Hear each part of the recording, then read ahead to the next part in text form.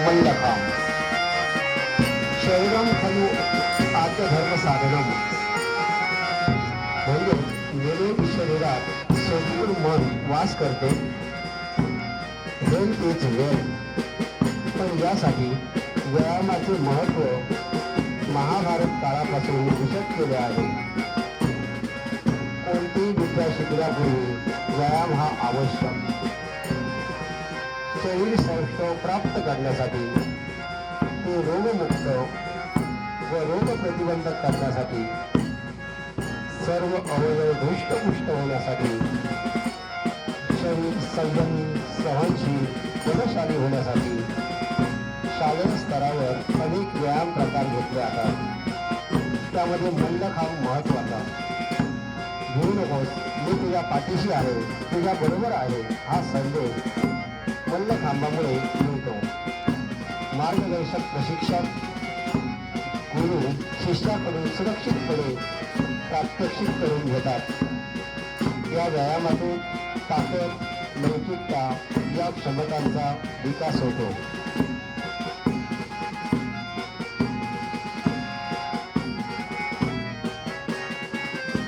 मल्लखांबाचे वेगवेगळे प्रकार पडतात. जमिनीत कोरलेला, निराधार, ताणलेला मल्लखांब, बाटल्यावरील मल्लखांब, दोरीचा मल्लखांब. आपल्यासमोर जमिनीत कोरलेला मल्लखांब सादर होतो आहे. यातील विशेष कौशल्य म्हणजे दोरीचा मल्लखांब यावर योगासने सुद्धा करता येतात.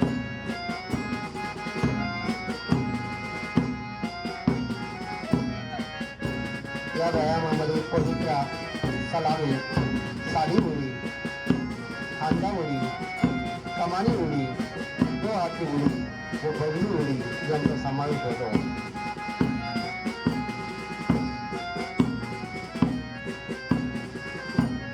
चपळपणा, चिवटपणा, धाडस, लवचिकता या गुणांचा विकास होतो.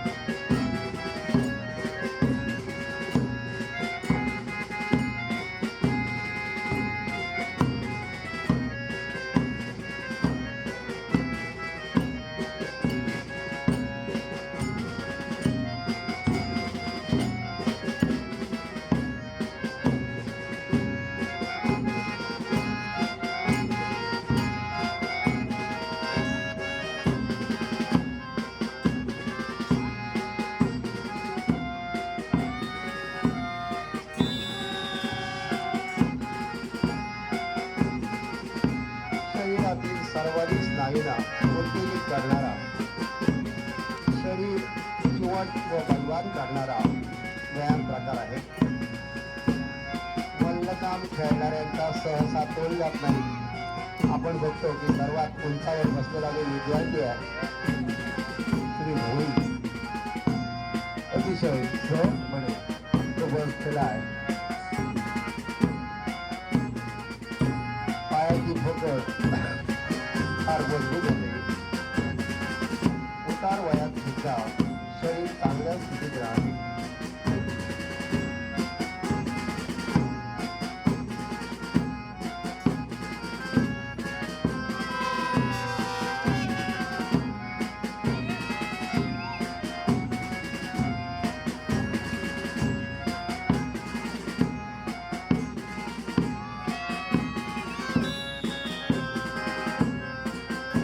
मल्लखांब किंवा भारतीय जिम्नॅस्टिक्सचाच हा प्रकार. त्याच्यामध्ये उभ्या खांबावर या कवायती सादर केल्या जातात. प्राचीन भारतीय खेळाने बर्लिन येथे 1936 रोजी ऑलिम्पिकच्या बाजूने प्रथम व्यापक आंतरराष्ट्रीय लक्ष वेधून घेतले, ते म्हणजे मल्लखांब. मल्लखांब हा कबड्डीसह अनेक स्वदेशी भारतीय खेळांपैकी एक, जे ऑलिम्पिक सुरू होण्यापूर्वी बर्लिन येथे प्रात्यक्षिकांमध्ये दाखवला गेला आणि या खेळाला उपस्थित असलेल्या स्थानिक तसेच आंतरराष्ट्रीय समुदायाने अगदी टाळ्या वाजवून याचं स्वागत केले. त्या दिवसापासून आजपर्यंत हा मल्लखांब प्रत्येक भारतवासीयाच्या खेळ प्रवृत्तीचा जीव. पहिल्या दृष्टी क्षेत्रात मल्लखांब हे उभ्या खांबावर पारंपरिकपणे शिसम किंवा एरंडल यावर केले जाणारे हवाई योग किंवा जिम्नॅस्टिकचे एक प्रकार अशा प्रकारे हे सामोरे येऊन जाते. तथापि याच्या मुळाशी मल्लखांब हा प्राचीन मार्शल आर्टचा एक प्रकार आणि त्याचा हेतू कुस्तीपटू आणि प्राचीन योद्ध्यांसाठी प्रशिक्षण म्हणून केला जातो. मल्ल म्हणजे कुस्ती आणि खांब म्हणजे एकत्र मल्लखांब म्हणजे खांबावर कुस्ती. कुस्तीपटू आणि योद्धे मार्शल आर्टच्या चाली पूर्ण करण्यासाठी प्रशिक्षण उपकरण म्हणून खांबाचा वापर करत असत, ज्याचा वापर नंतर ते रिंग किंवा रणांगणात विरोधकांवर मात करण्यासाठीही करत असत. आपल्या विद्यालयाचे इयत्ता 5वी ते 9वीचे काही निवडक विद्यार्थी आपल्या समोर या मल्लखांबचे प्रात्यक्षिके सादर करत आहेत.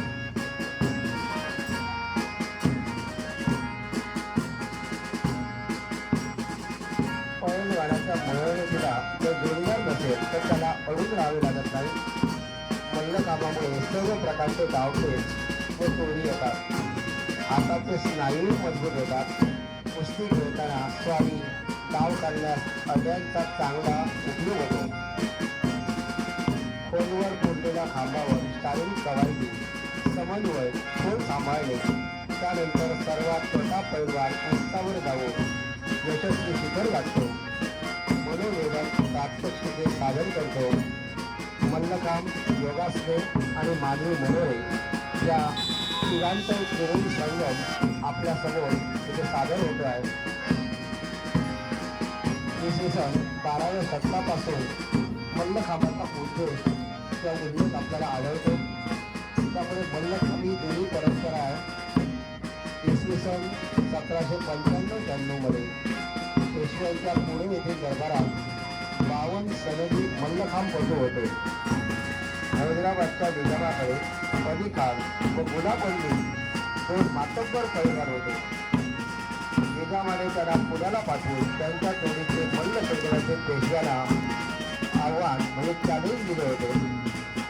पेशव्यांनी 2 महिन्यांची मुदत मागून घेतली.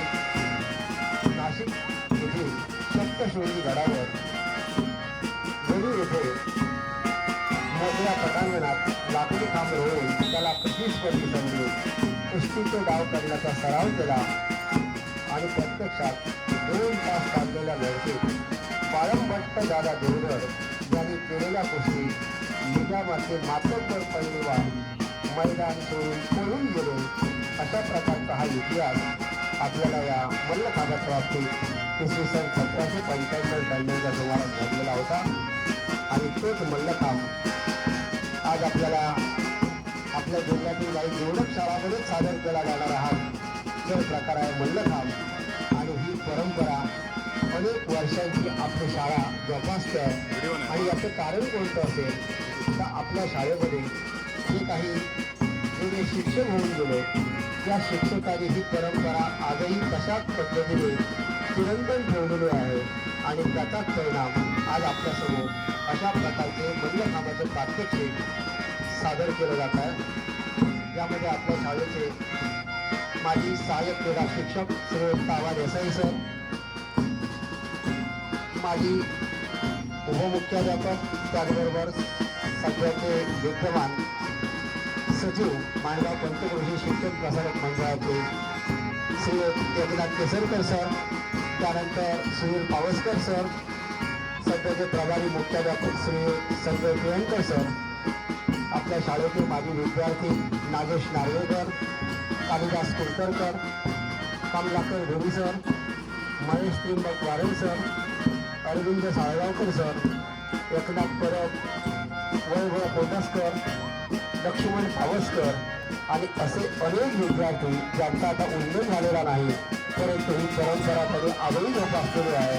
आणि त्यामुळे अशा प्रकारचा हा मल्लखांब, मानवी मनोरे आणि योगासने हा त्रिवेणी संगम आपल्यासमोर केवळ विद्यार्थी आपल्यासमोर सादर करतायत.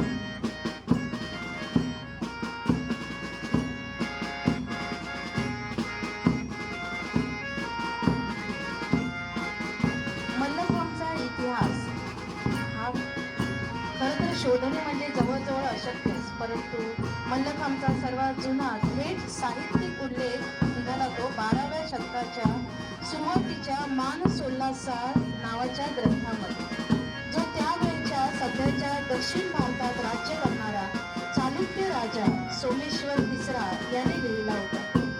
1600च्या उत्तरार्धापासून ते 1800च्या दशकाच्या सुरुवातीपर्यंत प्रख्यात मराठा राजा पेशवा बाजीराव द्वितीय यांचे फिटनेस आणि क्रीडा प्रशिक्षक बाळभट्ट दादा देवकर यांनी पेशव्यांच्या सैन्यांसाठी प्रशिक्षण म्हणून प्रसिद्ध केला हा कला प्रकार. यामध्ये पुनरुज्जीवन करेपर्यंत हा कला प्रकार काहीसा सुप्त राहिला होता.